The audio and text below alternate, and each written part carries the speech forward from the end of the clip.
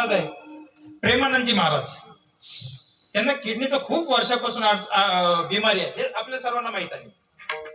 पण ते अजूनही सांगतात मी जर इतके दिवस टिकतोय आणि जोपर्यंत मी टिकणार आहे, 2 वर्ष टिकन, 2 दिवस टिकन, त्या 10 वर्ष टिकन, आय डोंट नो, तर तोपर्यंत मी नामस्मरणाचाच भरोसा धरणार, जसं आजपर्यंत धरला. म्हणजे सरळ उदाहरण आहे, सरळ उदाहरण आहे.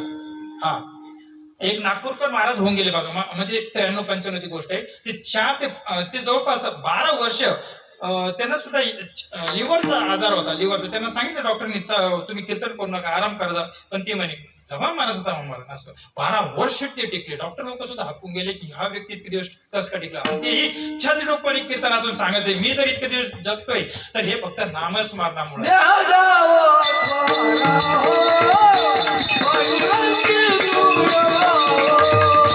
Oh,